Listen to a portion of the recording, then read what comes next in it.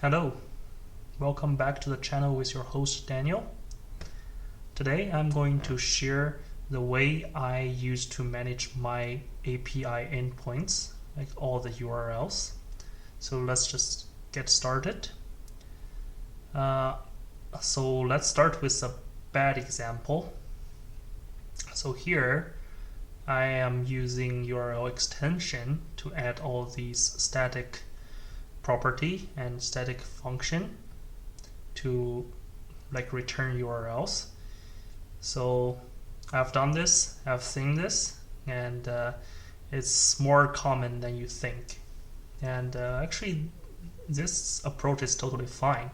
It works, but just imagine if your app is talking to 5 different APIs, 10 different APIs. Soon enough your file will get super large and almost impossible to manage. So today I would like to share a way to smartly manage all the APIs and URLs. So let's start with protocol. Let me commit this first. Okay, and let's start with the protocol. So protocol, I'll just name it API because, well, that's what we're going to create.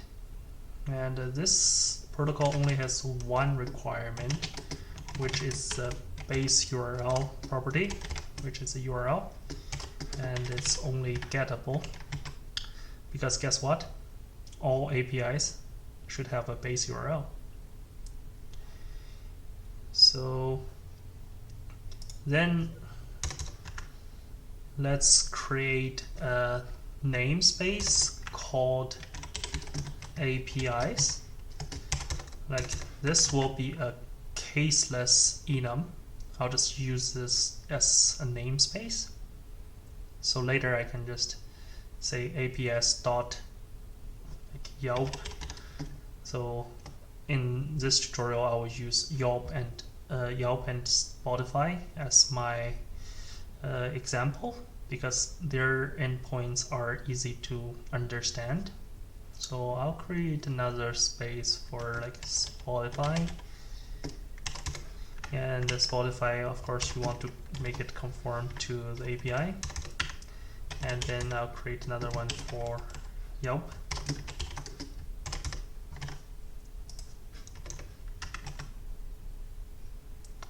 Okay, so now of course they don't meet the requirements and Xcode is complaining, so I'll just add the requirement.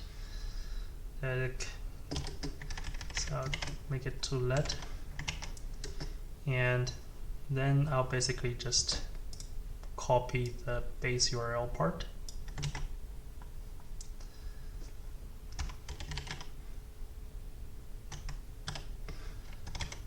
And can do this, and I'll need to force unwrap this because this is a fillable initializer which returns the optional URL.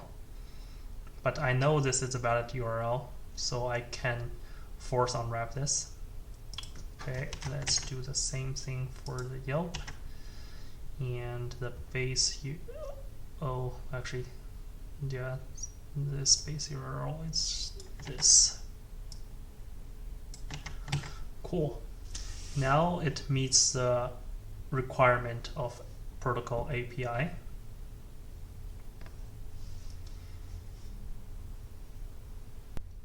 So now let's commit. I'll just say create Spotify and Yelp API enums. Okay, so now we can actually move some of these endpoints into this enum namespace, and each enum case will represent a endpoint. So here I'll say get several tracks, and then because we already have this base URL, we don't need to repeat ourselves. I can just say this and say get several artists, and then do this, and because, well, we have to have a string role type to do this, to give it a raw value. And so with this, we can actually generate our URL, say like URL equals to APIs Spotify. So I'll use the dot notation, and first we get to the base URL, and then we can appending past components, and again APIs Spotify. Let's say get several artists raw value. So this way we can get the URL, but let's be honest, like this line is so long and so ugly. So we can use an extension to simplify our usage. So here I'll write out the extension first.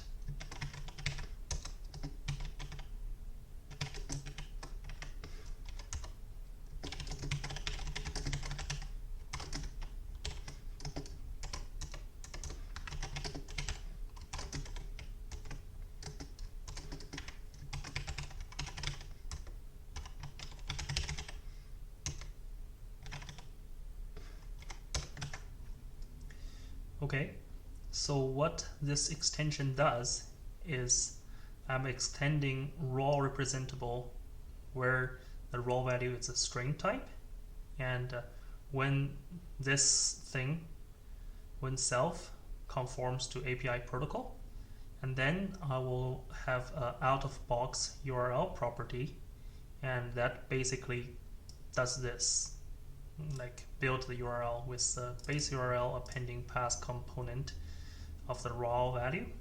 So now all we need to do is to get this case and then say URL.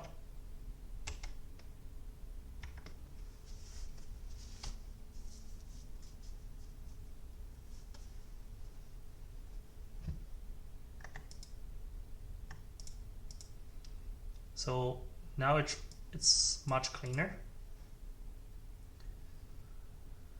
However, for like some complicated endpoints, for example this one, it requires a parameter like for the path. So you need to pass in an artist ID to get a specific artist. So how do we do this one? And well, Swift enum has a feature called associated value, which basically allow you to bind some value with your case. That's great for this. So let's just do that. Say get artist, and then we'll have a associated value of ID, which is a type of string. So this will give us a Xcode error, say enum with raw type. Well, our enum has a raw type of string, cannot have case with arguments, so we cannot have case with associated values. So let's just remove this to get rid of the Xcode error. Okay, now these are complaining because they have raw values, but my enum doesn't have a raw type. So seems we're facing a dilemma, like we can't simultaneously meet all these requirements. But actually we can meet all these requirements. So if you take a look at the raw representable,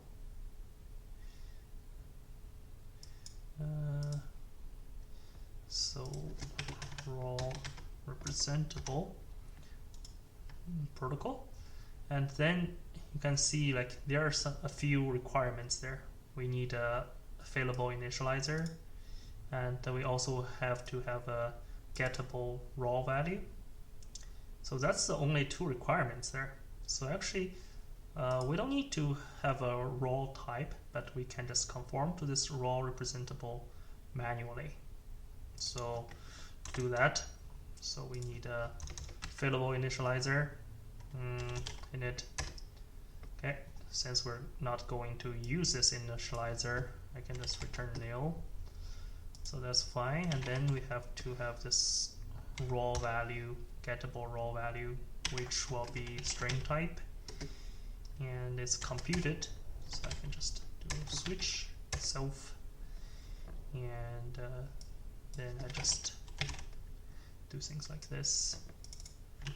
Return this here, return artist here, and for this one I'll just return artists,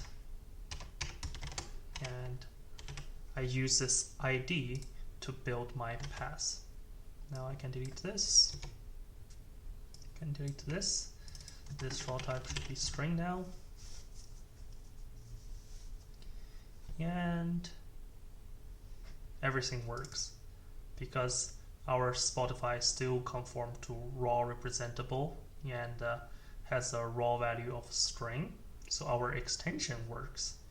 So we can still use this syntax to grab our URL, and now better, we can even do like get artist and pass the ID, say artist ID. So we can do this. Seems all good, right? So let's commit.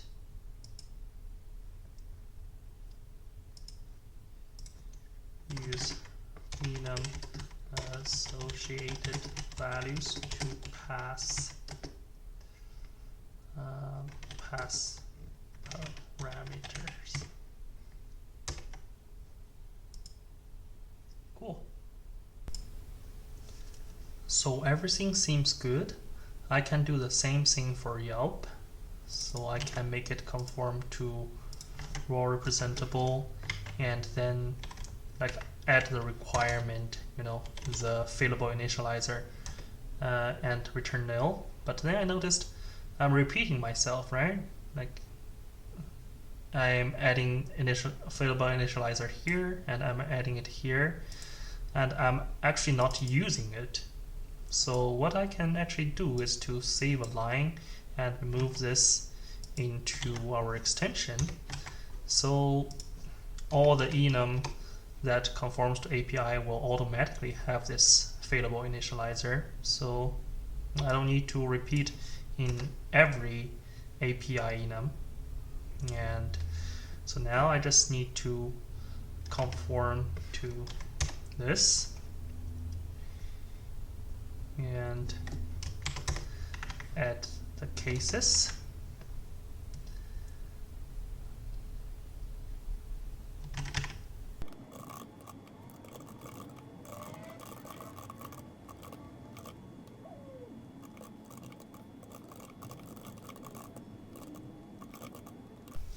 Okay, so I have finished this,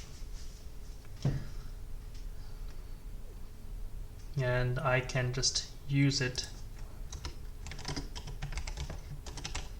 like this: APIs, Yelp, business details, and passing a business ID, and then get the URL. So everything seems good, and I'm happy with this. But when I type these things out, I can't help noticing like I typed businesses like 4 times. And if there are more endpoints, I will going to repeat myself again and again. And So is there a way to optimize this? Well, it turns out there is. So we can consider all these business-related endpoints as a Yelp Business API. So we can break down the large Yelp API into small APIs. So Yelp, they have business-related endpoints, they have event-related endpoints, they also have some category-related, maybe more, but we can break them down. So what we can do is we actually create another enum in the Yelp, say business, but like I'm embedding a lot of enums inside enums. So what I will do is actually I'll write an extension instead. So extension APIs Yelp, and then I'll start create a business enum here, and then it will just be moving things from here to there.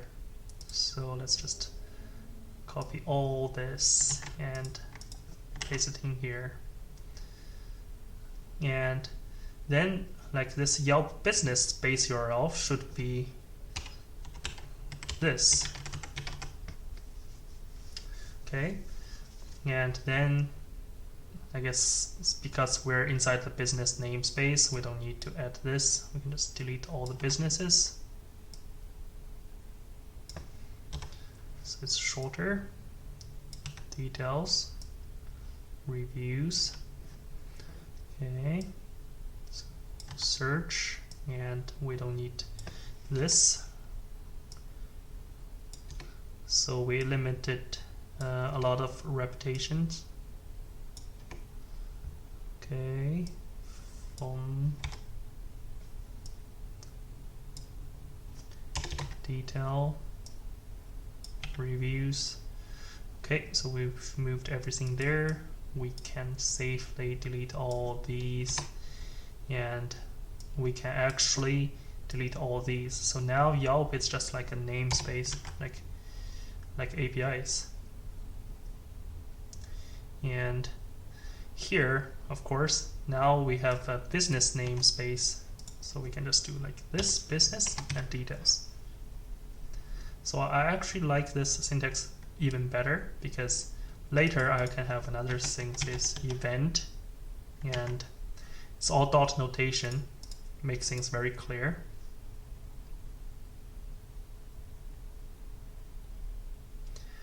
So I like this. And